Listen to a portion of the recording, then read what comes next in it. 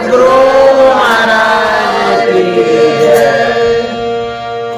दुख दर्द भव के सब मिटे सतगुरु चरण नित से। ये दुख दर्द भव के सब मिटे सतगुरु चरण नित से। ये गुरु भक्ति बिन कछु ना बने।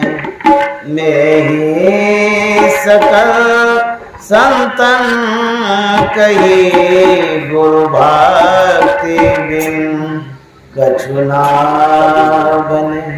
श्री सद्गुरु महाराज की जय। परमाराध्य सद्गुरु महाराज, गुरुदेव महर्षि संत सेवी परमहंस जी महाराज, बरारी घाट के प्रबुद्ध सत्संग प्रेमी महानुभावों, माता एवं बहनों, हम लोगों का विशेष सौभाग्य है जो बराबर सत्संग मिल जाता है। जब पास में अमीर आदमी रहता है तो किसी न किसी रूप में दीनहीन दुखी आदमी को कभी न कभी सहयोग मिलता है। हम लोग संत के बगल में हैं, इसीलिए सत्संग का विशेष लाभ मिलता रहता है।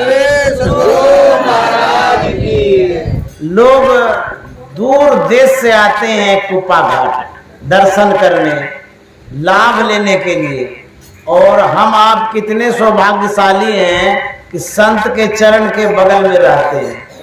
पास में ही तो उधर कुप्पा घाट ही बरारी घाट, दोनों घाटे घाट है। हम लोग ठाठ से सत्संग करते रहते हैं। तो आज जो सत्संग है, स्वर्गीय शंकर प्रसाद राय की पुण्यतिथि है।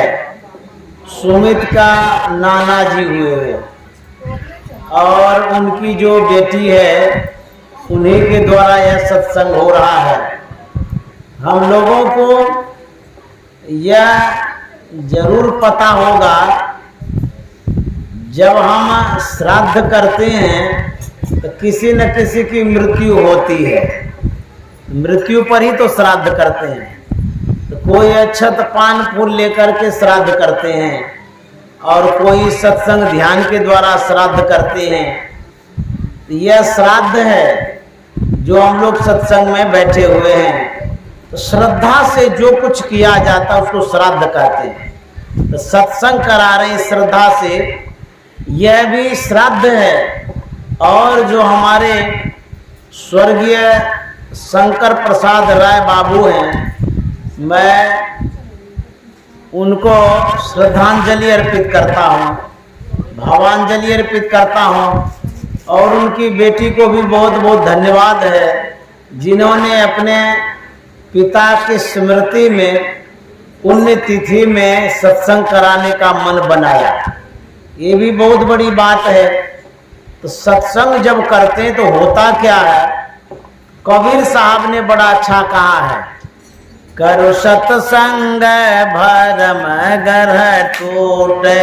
करो सत्संग भरम ग्रह टूटे। करो सत्संग भरम ग्रह टूटे। करो सत्संग भरम ग्रह टूटे। भरम ग्रह टूटे। भरम ग्रह टूटे।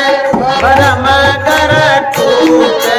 करो सत्संग भरम ग्रह टूटे। करो सत्संग भरम ग्रह टूटे। ये कबीर साहब कहते हैं, करो सत्संग भरम ग्रह टूटे। ये भरम ग्रह क्या? भरम का मतलब होता है अज्ञानता, अंधकार। आंख बंद करते अंधकार मालूम पड़ता है, उसी को अज्ञानता भी कहते हैं, उसी को भरम भी कहते हैं, वही मोह भी है। तो आंख बंद करते हैं तो माया है, अंधकार भी माया है। देख माया का रूप तिमिर आगे फिरे, अंधकार क्या है? वो भी माया है। और जो हमारे पास भ्रम है, जिसको संशय भी कहते हैं, दिन भर तो संशय में ही लगे रहते, पता नहीं सब्जी में नमक दिए कि नहीं दिए, भ्रम हो जाता है, भूल हो जाती है।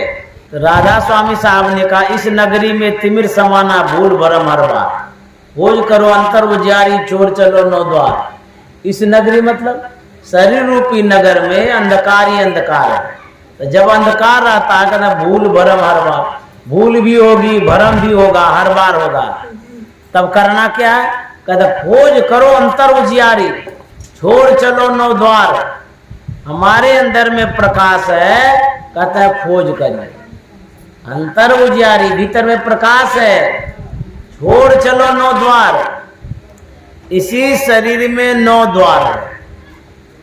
आंख के 2 द्वार, कान के 2, नाक के 2, 6 हुआ ना, मुंह का 1, 7, मल मूत्र विसर्जन का 2, 9 हुआ ना।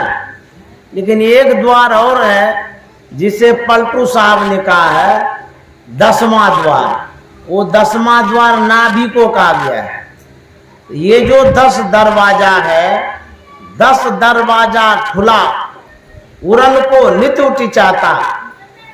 आपके घर में 10 द्वार हो, केवाड़ नहीं, बिना केवाड़ वाला 10 द्वार हो, अब कोई केवाड़ नहीं हो और उसमें कोई चिड़िया रहे तो फुर से नहीं उड़ जाएगी, कभी भी उड़ जाएगी, निकल जाएगी।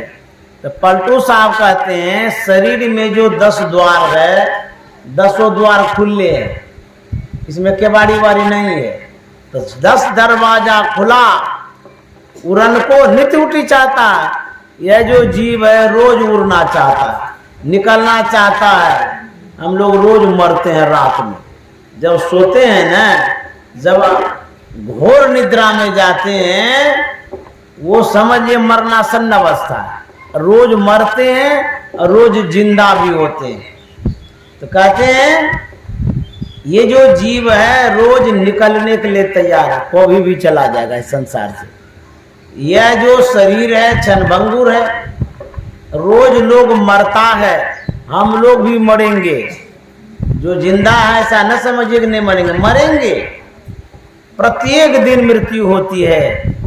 अखबारों में पढ़िए, टीवी में देखिए, मोबाइल में देख लीजिए समाचार, उसमें भी देखिए रोज मरता है, किसी न किसी रूप में मरता है। कहता आए हैं सो जाएंगे, राजा रंग फकीर एक सिंहासन चढ़ चले, एक बंदे जात जंजीर। इसीलिए संत कबीर साहब कहते हैं जो जाएंगे तो लेके क्या जाएंगे? खाली हाथ आए हैं और खाली हाथ जाएंगे। कबीर जब हम पैदा हुए, कबीर जब हम पैदा हुए, जग हंसे हम रोए, ऐसी करनी कर चलो हम हंसे जग रोए।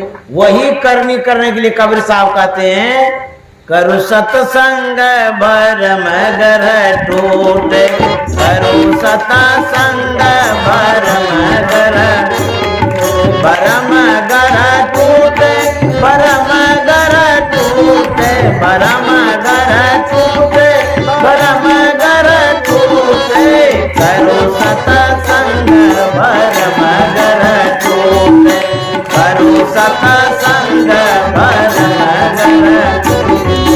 जिनो सतसंग ये दुख पावे, जिनो सतसंग ये दुख पावे, पकड़ी पकड़ी जम लूटे भरम घर टूटे, पकड़ी पकड़ी जम लूटे भरम घर टूटे, करो सतसंग भरम घर टूटे, करो सतसंग भरम।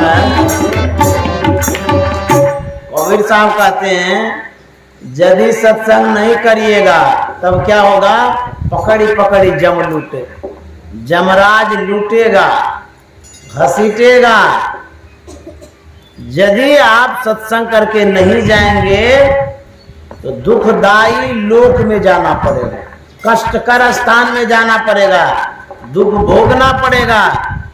इसीलिए सत्संग की आवश्यकता है। साधु महात्मा परोपकार करते रहते हैं, दूसरे का उपकार करते हैं। साधु को आप दुख देते हैं लेकिन फिर भी वो उपकार करने के लिए नहीं छोड़ते। ऐसे उपकारी साधु महात्मा होते हैं। एक थे स्वामी राम तीर्थ, विदेशों में प्रचार करते थे, विद्वान संत थे, पढ़े लिखे संत थे। एक दिन वो गए भिक्षाटन के लिए, भिक्षा के लिए गए किसी के घर पर। स्वामी राम तीर्थ ने आवाज लगाया, भिक्षाम देहि। अंतःपुर में जो बूढ़ी माता जी थी वो पोछा लगा रही थी। घर लिपते हैं ना, उसको हम लोग पोछा बोलते हैं, लिपा पोती जो करते हैं। तो कपड़ा का पोतना था जिससे वो पोछ रही थी। आवाज लगाया भिक्षाम देहि, आवाज तो सुन ली। वो पोतना हाथ में लिए ही आती है और पूछती है कि क्या चाहिए आपको। स्वामी राम तीर्थ ने कहा कि माता जी कुछ भिक्षा मिल जाता, इसी ख्याल से आपके आए हैं। वो बड़ी कर्कशा थी, नासमझ थी, मूढ़ थी, महात्मा के उपकार को, महत्व को नहीं समझती थी। तो बूढ़ी कहते हैं आपको भिक्षा चाहिए? बोले हाँ। जो हाथ में कीचड़ वाला पोतना वाला कपड़ा था वही उसके मुंह पर फेंक दिया, बोला यही ले लीजिए भिक्षा। स्वामी राम तीर्थ ने बड़ी श्रद्धा से उस पोतना को हाथ में लिया और लेकर के वो चले गए। जानते हैं, वो चले गए एक तालाब में। वहां जाकर के उस पोतना को वो साफ करते हैं। पूरा जितना कीचड़ था सब धो धा दिया, उसको धूप में सुखा दिया, सुखा करके उसका बत्ती बना लिए। तो स्वामी राम तीर्थ गए मंदिर में, माँ की मूर्ति थी मंदिर में, और उस कपड़े का बत्ती बना करके दिया में देता है, तेल देता है और उसको जलाता है। तो जलाता है तो प्रकाश होता है। तो माँ के मंदिर में जाकर के वो दिया दिखाते हुए स्वामी राम तीर्थ कहता है कि माँ, जिस तरह से उस माता की बत्ती ने तुम्हारे मंदिर को उजाला किया है, उसी तरह से उसके अंदर में उजाला कर देना। कितने बड़े उपकारी संत होते हैं, कितने परोपकारी होते हैं। जबकि पोतना मारा था, गुस्सा में मार दी होगी, लेकिन फिर भी वो देखिए कहते कि उसके अंदर में उजाला कर दीजिएगा। ऐसे थे संत राम तीर्थ। आप लोग जानते होंगे रामकृष्ण परमहंस को। रामकृष्ण परमहंस कलकत्ता के संत हैं, बहुत ऊंचे हुए संत हैं। लेकिन वो जो उपासना करते थे, काली माँ की उपासना करते थे, काली मंदिर में रहा करते थे, काली माँ की पूजा करते थे, सब दिन वो उनकी उपासना करते थे। कितने बड़े उपासक थे, इतने बड़े उपासक थे, उनकी उपासना से काली माँ प्रसन्न होकर के साक्षात दर्शन देती थी। हम आपके सामने यदि अभी काली माँ आ जाए तो गदगद हो जाएंगे, बाप काली माँ ने दर्शन दिया, और उनको रोज देती थी दर्शन। कितने सौभाग्यशाली थे वो। एक दिन की बात है, संत तोतापुरी जी महाराज आए। संत यदा कदा यत्र तत्र चलते रहते हैं। वो जैसे कि गंगा प्रवाहित होती रहती है, उसी तरह से संत प्रवाहित होते रहते हैं, चलते फिरते तीर्थ स्वरूप होते हैं। वो कहीं किसी को संत मिल जाए, समझिए उसका उद्धार हो जाएगा। अच्छा, किस रूप में मिलेंगे ये भी पता नहीं। तो तोतापुरी जी महाराज ने श्री रामकृष्ण परमहंस से कहा कि तुमसे ब्रह्म दीक्षा ले लो, तुम हमसे ब्रह्म दीक्षा ले लो। बोले क्यों? बोले जब तक ब्रह्म दीक्षा नहीं लोगे तब तक ब्रह्म का ज्ञान नहीं होगा। रामकृष्ण परमहंस ने कहा कि मैं मां से पूछ लूं, अर्थात काली मां से मैं पूछ लेता हूं, उनकी जो आज्ञा होगी वही मैं करूंगा। बोले जाके पूछ लो। मंदिर में गए, आवाहन किए, काली मां साक्षात दर्शन देती है और कहती है कि बेटा क्या बात है, बताओ क्यों तुमने आवाहन किया है, बुलाया? रामकृष्ण परमहंस ने कहा कि एक संत आए हैं, संत तोतापुरी जी महाराज। वे हमसे कहते हैं कि तू हमसे ब्रह्म दीक्षा ले लो तब ब्रह्म का ज्ञान होगा। ब्रह्म ज्ञान के लिए क्या उनसे दीक्षा लेना आवश्यक है? तो काली माँ को तो यही कहने की नहीं कोई जरूरत नहीं, हम तो ही हैं, साक्षात दर्शन देवे करते हैं, जो तुमको चाहिए हम ही दे देंगे, ऐसा कहना चाहिए था। लेकिन काली माँ ने क्या कहा कि बेटा वो जो संत कह रहे हैं वो ठीक है कह रहे हैं, तुम जो हमारा दर्शन कर रहे हो ये सगुण साकार का दर्शन है। इस सगुण साकार के दर्शन से पूरी तरह से भ्रम से निवारण नहीं होता, ज्ञानता नहीं हटती है, ब्रह्म का दर्शन नहीं होता है। तुम जो सगुण साकार का दर्शन कर रहे हो इसमें भ्रम रहता है।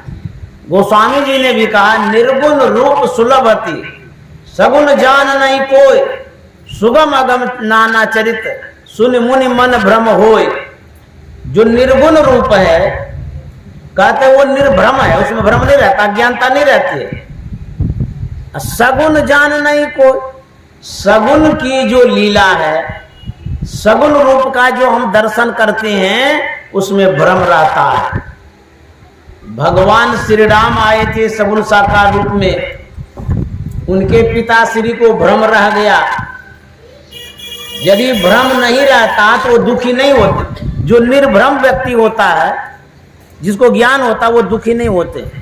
राजा दशरथ दुखी हुए थे, जबकि भगवान श्री राम के पिता श्री थे। सगुण साकार के दर्शन में भ्रम रहता है, अज्ञानता रहती है, दुख रहता है, आवागमन होता है। उसके बाद जब भगवान श्री राम गरुड़ के सामने थे तो गरुड़ को भी भ्रम रहा। जब माता पार्वती के सामने भगवान श्री राम आए तो माता पार्वती को भ्रम रहा। रावण के सामने भगवान साक्षात हैं फिर भी उनको भ्रम रहा, लड़ाई तो किए थे, तो भ्रम कहाँ दूर हुआ?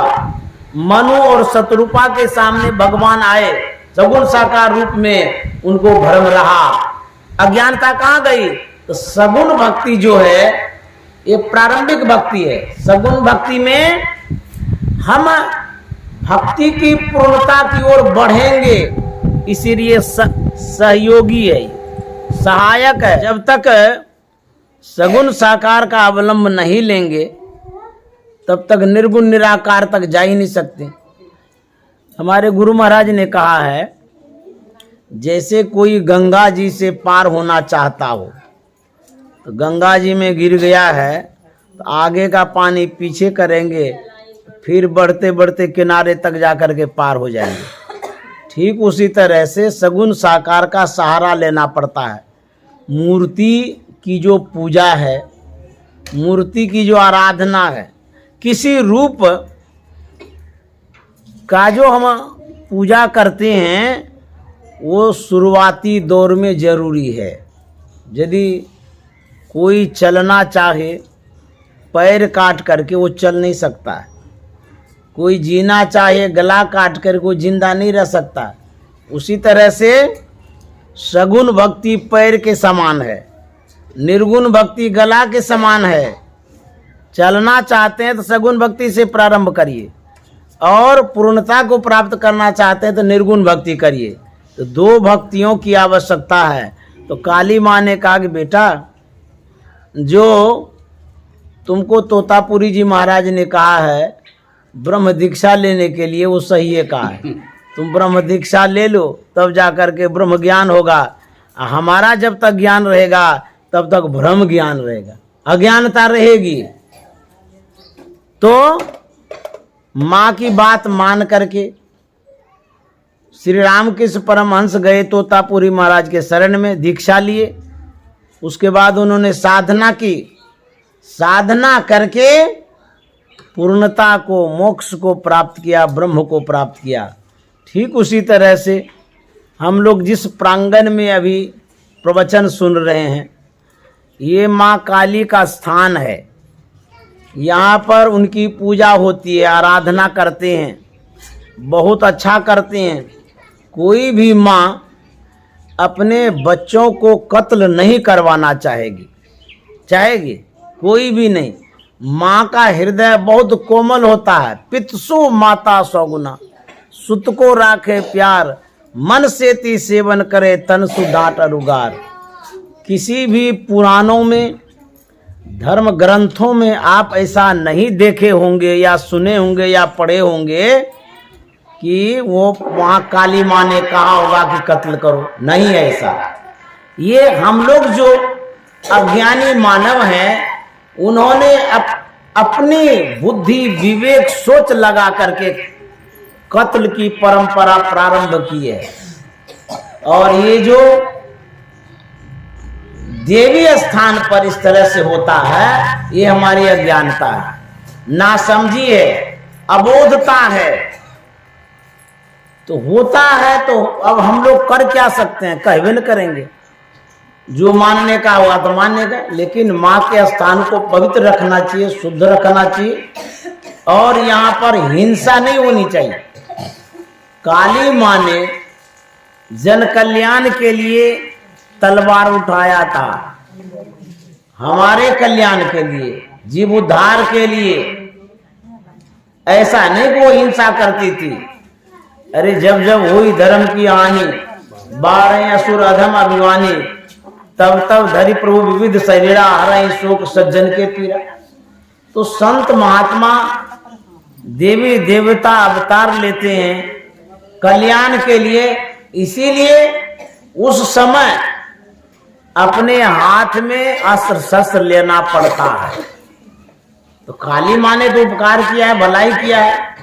उनके नाम पर यदि हिंसा होती हो तो काली माँ खुश कभी नहीं होगी।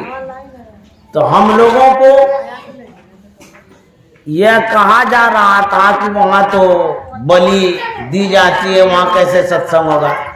तो मैंने कहा था वहां यदि वह पवित्र स्थान बन गया है तो सत्संग करके शुद्ध कर देंगे। अरे जब सत्संग करेंगे ही नहीं तो सुनेगा ही नहीं तो फिर परिवर्तन कैसे होगा। तो जहाँ वो पवित्र है वही तो पवित्रता की आवश्यकता है। कपड़ा गंदा होता तब ना धोबी को देते हैं। नया कपड़ा खरीद करके धोबी को देने जाइए तो धोबी भी कह कैसा आदमी, अभी तो नया ही कपड़ा, इसको धोने का क्या काम है। उसी तरह से जहाँ भी वो पवित्रता है, गंदगी है, अशुद्धता है, वहीं जाकर के सत्संग करके शुद्ध करिए। समझ गया, जहाँ शुद्ध है वहाँ क्या शुद्ध करिएगा। इसी ख्याल से यहाँ आ गए सत्संग करने के लिए। यहाँ सत्संग होगा कि धीरे धीरे प्रभाव पड़ेगा, वाणी का प्रभाव पड़ता है, संत महात्मा का प्रभाव पड़ता है। इसीलिए हम लोग सत्संग करते हैं। सत्संग करने से जीव का उद्धार होता है। यदि सत्संग नहीं करेंगे तो वही कबीर साहब कहते हैं, बिनु सत्संग किए दुख पावे, बिनु सत्संग पकड़ी पकड़ी जमा लूटे भरम कर टूटे, पकड़ी पकड़ी जमा लूटे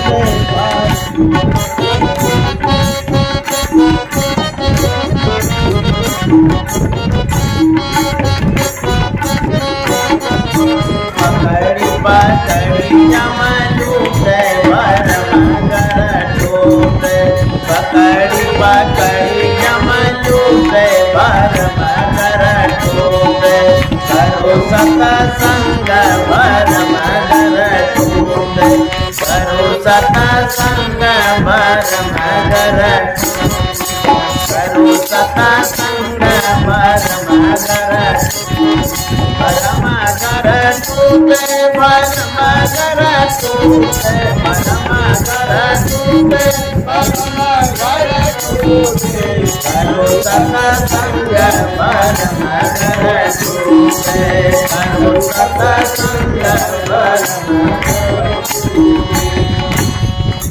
एक बार एक चोर के पीछे पुलिस पड़ी थी,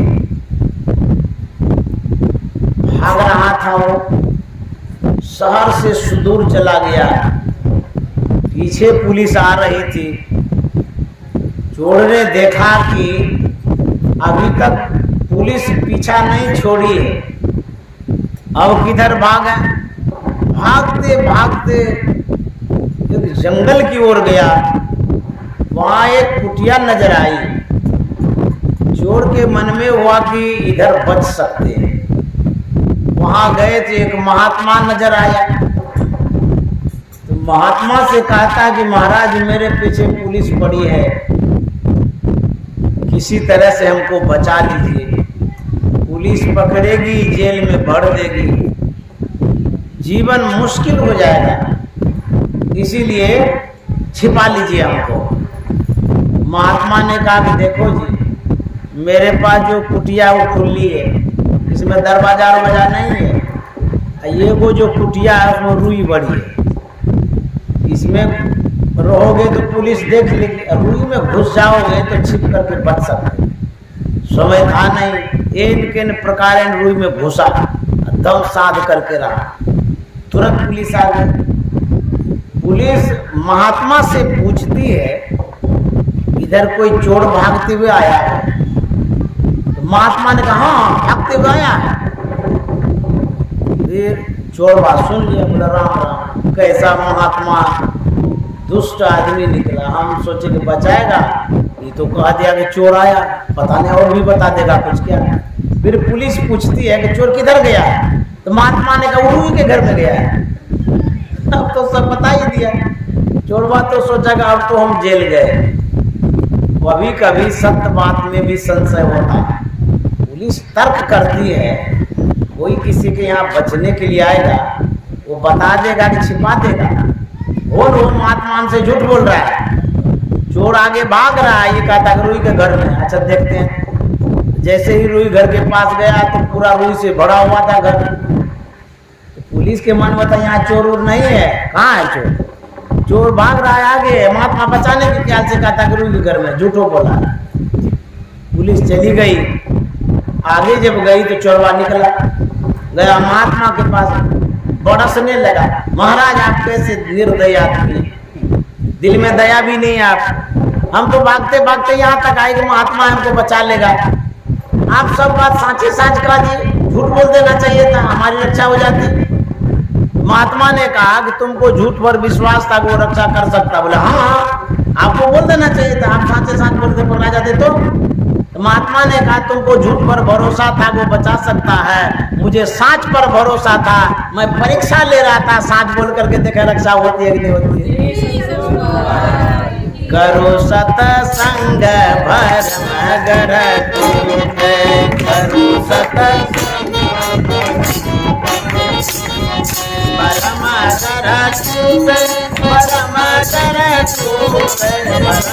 घर टूटे, परम घर टूटे, परम घर टूटे, करो सत्संग परम घर टूटे, करो सत्संग परम घर। दुख दरिद्र निकट नहीं आवे, दुख दरिद्र काल जाल भ्रम छूटे, भरम घर टूटे, काल जाल भ्रम छूटे, भरम घर। करो सत्संग परम घर, जिनो सत्संग किए दुख पावे, जिनो सत्संग किए दुख पावे, पकड़ी पकड़ी जमा डूबे, परम घर। पकड़ी पकड़ी जमा डूबे, परम घर। कबीर साहब कहते हैं दुख दरिद्र निकट नहीं आवे, हनुमान चालीसा में दुख दरिद्र निकट नहीं आवे, महावीर जब नाम सुना। तो कबीर साहब कहते हैं दुख, दुख माने किसी भी तरह की पीड़ा हो, कष्ट हो, क्लेश हो, आपदा, आफत, झंझट, इसको दुख कहते हैं। किसी तरह का दुख यदि आप अपने जीवन में नहीं आने देना चाहते हैं, क्या करना चाहिए? सत्संग। डेहरी ऑनसोन में एक बड़ा पक्का सत्संगी था, गुरु महाराज के समय की बात है। वह झूठ नहीं बोलता था और गुरु महाराज पर विशेष आस्था और विश्वास बना के रखा था। उन दिनों वहां पर प्रशासन के द्वारा यह सूचित कर दिया गया था कि घी का व्यापार कोई नहीं कर सकता है, घी नहीं बेच सकते हैं, लेकिन घी का आदान प्रदान कर सकते हैं अपने परिवार में, कुटुंब समाज में। जो सत्संगी था वो छोटा मोटा घी का व्यापारी था। सूचना दी गई थी, जानकारी दी गई थी, फिर भी सब कुछ जानते हुए भी वो घी लेकर के बाहर बेचने के लिए निकला। पुलिस पकड़ ली, बोले अरे ये क्या कर रहे हैं? बोले घी बेच रहे हैं। क्यों बेच रहे हैं? बोले बाबू क्या कहेंगे, गरीब आदमी है, यही रोजगार है, यदि नहीं बेचेंगे तो परिवार का पालन पोषण कैसे करेंगे? बोले नहीं नहीं चलिए थाना। उसको थाना ले गया। एसपी आया, एसपी ने पूछा कि आप जानते हुए भी घी क्यों बेच रहे हैं?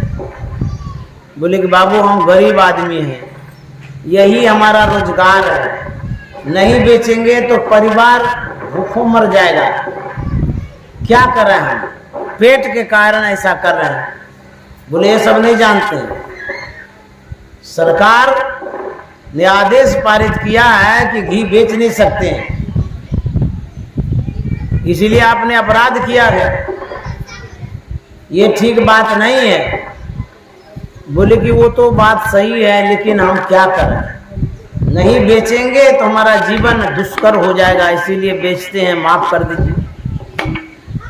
बड़ी विनम्रता से कहा। एसपी के दिल में दया आ गई। एसपी ने कहा अच्छा ऐसा करो, तुम घी बेचो, लेकिन तुमको यदि कोई पूछे घी बेच रहे तो कहना नहीं घी बेचने रहे, किसी को देने के लिए जा रहे, ऐसा बोल करके तुम बेच सकते हो। जानते हो सत्संगी ने क्या कहा? साहब ये हमसे नहीं हो सकेगा। अरे नहीं हो सकेगा तो जेल जाना पड़ेगा। बोले जेल मंजूर है, लेकिन झूठ नहीं बोलेंगे। एसपी के मन में हुआ, जिस चेला के मन में इतनी दृढ़ता है, इनके गुरु कितने पक्के होंगे। ये कहता है कि हम जेल जा सकते हैं लेकिन झूठ नहीं बोलेंगे। तो पूछते हैं आपके गुरु जी कौन है? बोले कि महर्षि में परमान जी महाराज। कहाँ रहते हैं? भागलपुर कुप्पा घाट में रहते हैं। एसपी साहब ने कहा कि आज के बाद तुम जितना घी बेचना चाहते हो बेचते रहो, कोई नहीं पकड़ेगा। और जानते उनकी दृढ़ता पर इतने वो प्रभावित हो गए एसपी साहब, उन्होंने कहा कि मैं जा रहा हूं आपके गुरुजी से मिलने के लिए। वो आते हैं कुप्पा घाट, गुरु महाराज से मिले और इतने प्रभावित हो गए वो संत मत से दीक्षित भी हो गए। इसीलिए करो सतसंग भरम गर छूटे, करो सतसंग भरम गर छूटे, भरम गर छूटे, भरम गर छूटे, भरम गर छूटे, भरम गर छूटे, करो सतसंग भरम गर छूटे, सतसंग भरम गर छूटे। दिनो सतसंग किए दुख पावे, दिनो सतसंग, दिनो सतसंग किए दुख पावे, दिनो सतसंग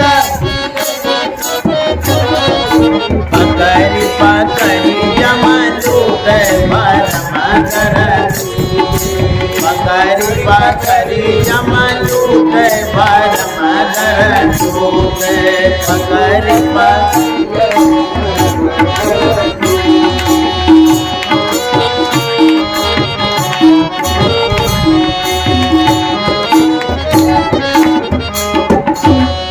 देखिए सत्संग करने से क्या लाभ मिलता है। आप लोग सुने होंगे कहानियों को, उन्हीं कहानियों में से कहानी है, फिर भी दोहरा देते हैं। कुप्पा घाट भागलपुर साप्ताहिक सत्संग में परिवार के साथ एक दंपत्ति आया था सत्संग करने। इधरे पूर्णिया जिला का था रहने वाला, बड़ा आस्थावान, गुरु पर विशेष आश्रित रहने वाले। साप्ताहिक सत्संग में बैठा था। उनकी 2 बच्चियां थी, छोटी छोटी थी। माँ बाप को सत्संग भवन में छोड़ करके वो खेलने चली जाती है। खेलते खेलते दोनों बच्चियां गंगा जी के किनारे चली गई। उस समय 4 दीवारी नहीं थी, उधर घेरा उड़ा कुछ भी नहीं था, बाढ़ का समय था, पानी गंगा जी में बहुत आ गया था। जो बड़ी बड़ी बेटी थी वो आगे आगे थी, छोटी वाली पीछे पीछे थी। खेलते खेलते किनारे में जो गई, पैर फिसल गया, उस बाढ़ में वो बह गई, उबडुब करने लगी। जानते हैं वो छोटी वाली बच्ची भागते हुए आ गई पिता के पास कहने के लिए कि दीदी डूब गई। वो वहां जो कहने के लिए गई तो उनकी माँ घबरा गई। माता लोगों का हृदय बड़ा कोमल होता है, वो दिल दहल गया उनका, हमारी बेटी डूब गई। तो पति से कहा था चलो चलो चलो, बेटी डूब गई है, ऊपर करने के लिए चाहिए। उस समय आरती हो रही थी। उनके पति देव ने कहा अरे डूब गई तो अब हम क्या करेंगे, वो तो डूबिए गई है, कम से कम आरती को तो नहीं डूबने दें। आरती पूरा कर लें, उसके बाद देखा जाएगा। डूब गई तो डूब गई, आरती को क्यों डुबाएंगे। बोले कैसा निर्दय आदमी है, बेटी डूब गई है और कहता है आरती करेंगे, आपको आरती सोचता। बोले नहीं अभी हम नहीं जाएंगे, हमको पहले आरती पूरा करने दो तब हम जाएंगे। पूरी आरती हो गई और बेचारी रो रही है, अब अकेली कहाँ जाएगी। पूरी आरती जब हो गई तो पति पत्नी वो बच्ची जो थी वो गई, छोटी बच्ची आगे आगे जा रही थी। तो जैसे ही वो किनारे पर गया जहां पर वो गिरी थी गंगा जी में डूब गई थी, वहां पर वो पूरा अचेत अवस्था में पड़ी नजर आई। तो तुरंत उनको उठाया गया, कुप्पा घाट लाया गया।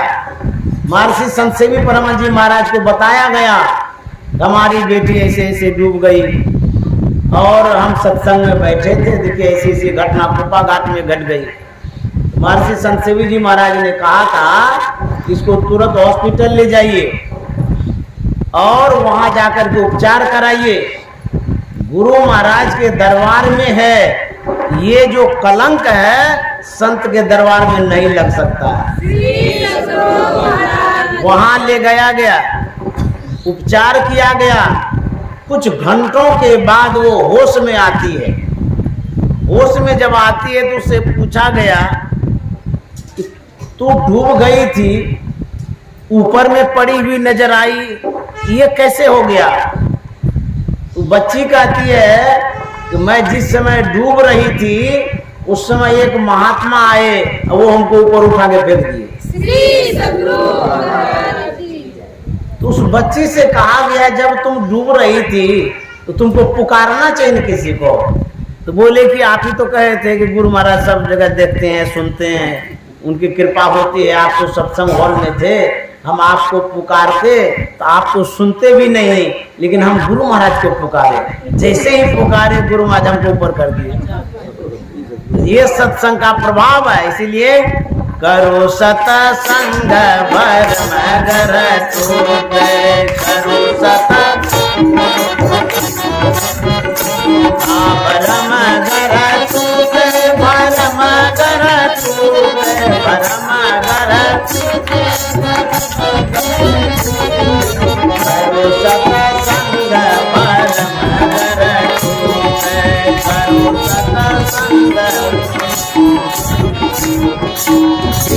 सतसंग किए दुख पावे, बिनु सतसंग किए दुख पावे। पकड़ी पकड़ी जमा लूटे बरम कर, पकड़ी पकड़ी जमा लूटे बरम कर, करो सतसंग। कोई कोई हंसा विवेकी जियरा, कोई कोई हंसा विवेकी जियरा, विवेकी जियरा, विवेकी जियरा। ज्ञान रतन धन लूटे बरम कर टूटे, ज्ञान रतन धन लूटे बरम कर, करो सतसंग बरम कर टूटे, करो सतसंग।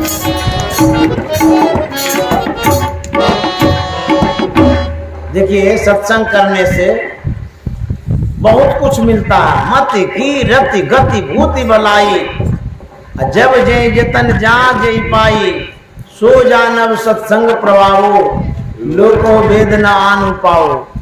एक सहरसा में सत्संगी हैं, वो हमको बुलाए थे घर पर सत्संग करने के लिए कई साल पहले।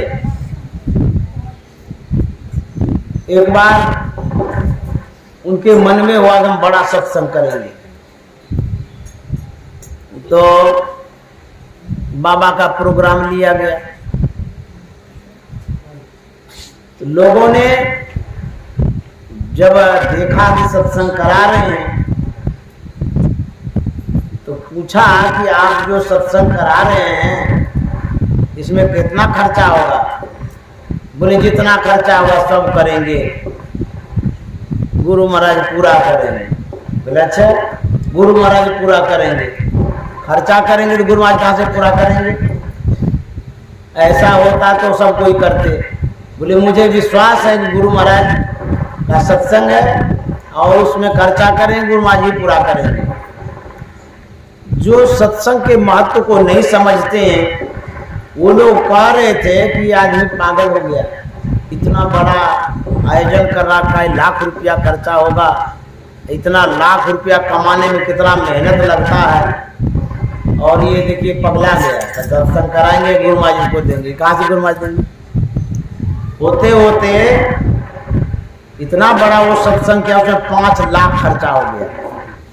लोगों ने जब सुना बोला कि सही में पागल हो गए, 5 लाख खर्चा कर दिया। मुझे तो 5 लाख कमाने में कितना समय लगता है लोगों को। बोले कोई बात नहीं है, गुरु महाराज सब करेंगे जो करेंगे, हमको मन में था सत्संग कराने का खर्चा हम कर दिए। देखिए गुरु महाराज कैसे पूरा करते हैं वही बता रहा है। एक समय आया, वह व्यक्ति बहुत पहले कुछ जमीन खरीद कर रखा था और वह जमीन कुछ कट्ठा था, बीघा भी नहीं था।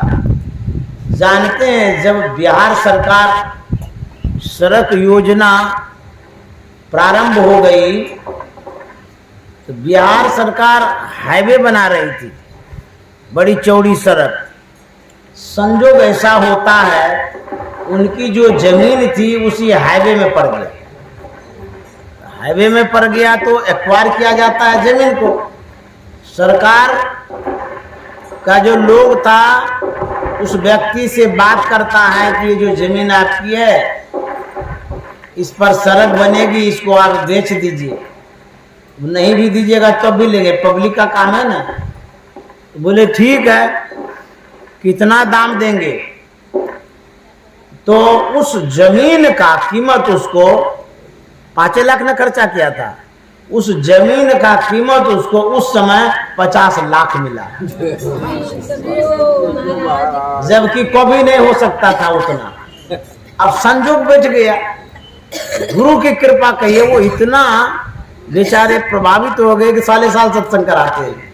उसी तरह से सत्संग करने से मिलता है, मत की रति गति भूति बलाई, जब जय जतन जहाँ जय पाई, सो जानव सत्संग प्रभाव लोको वेद न आन पाओ। अब अंतिम में कबीर साहब का पद पूरा कर देते हैं। कहे कबीर सुनो धर्मदासा, कहे कबीर जन्म मरण भय छूटे परम घर छूटे, जन्म मरण भय छूटे परम घर छूटे, करू सतसंग परम, करू सतसंग परम घर छूटे, परम घर छूटे, परम घर छूटे, परम घर छूटे, करू सतसंग परम घर छूटे, करू सतसंग परम।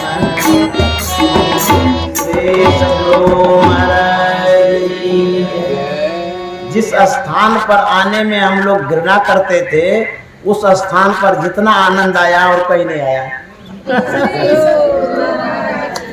अब काली माँ खुश हो गई होगी। तो यहाँ पर सत्संग बीच बीच में करते रहिए। स्थान खराब नहीं होता, व्यक्ति खराब होता है। स्थान को किसी व्यक्ति ने खराब किया, यह स्थान तो वही है जो पहले था। हम आपकी नासमझी है जो इस स्थान को गड़बड़ कर दिए। इसको शुद्ध कौन करेंगे? व्यक्ति करेंगे, हम आप करेंगे।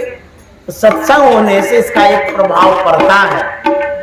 आप जितना बोल करके यहाँ परिवर्तन कर सकते हैं, उससे लाखों बिना बोले भी कर सकते हैं। कैसा बात कर, बिना बोले कैसे होगा? बिना बोले ऐसे होगा जैसे अभी हो रहा है। किसी को कुछ कहे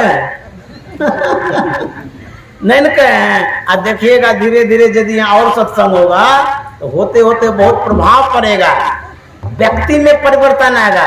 जिस व्यक्ति में हिंसा वृत्ति हो गई है वही अहिंसक हो जाएंगे, बस सब सत्संगी हो जाएगा। फिर परिवर्तन होगा कि नहीं होगा? उसी तरह से व्यक्ति से घृणा नहीं करना चाहिए, किसी स्थान से घृणा नहीं करना चाहिए, बल्कि हमारा जो कर्तव्य है उन कर्तव्यों में शुद्धता, पवित्रता, निष्ठा रखनी चाहिए। अपने सब परिवर्तन होगा। हम अपना कर्तव्य करेंगे, अपने बदलाव आएगा। इसी तरह से करते रहिए। कितनी लंबी चौड़ी जगह भी है, कितना अच्छा से हम लोग किए सत्संग। ऐसे फिर कभी होगा तो यहाँ करेंगे। कोई बाबा करे न करे, हम जरूर करेंगे। तो जो सत्संग कराया गया, बहुत बहुत धन्यवाद है, साधुवाद है इस सुमित की मम्मी को, और उनके जो पिताजी स्वर्गीय शंकर प्रसाद राय हैं उनको भी साधुवाद है, धन्यवाद है। और इन्हें बेटी के अंदर में जो अच्छा संस्कार है, तब ना इतना लोगों को बुला के सत्संग कराया। तो जो सत्संग प्रेमी आए उनको भी बहुत बहुत साधुवाद। मैं इस स्थान को नमन करता हूँ। काली माँ सबकी माँ है तो मेरी भी माँ है, मैं प्रणाम करता हूँ काली माँ को। माता जी से यही प्रार्थना है कि हे काली माँ, आपके जितने भगत है सबका मन घुमा दीजिए, सबको सत्संगी बना दीजिए। न रहेगी बाजी की मौसम, सब सत्संगी हो जाएगा ना तो हम लोगों का खूब अच्छा स्थान हो जाएगा, सत्संग मंदिर जैसा। तो काली माँ सुनेगी जरूर, सबकी सुनती है। हिंसा करने वाली सुनेगी, अहिंसक का नहीं सुनेगी, सुनेगी जरूर। आएगा समय तो देखा जाएगा। श्री सद्गुरु।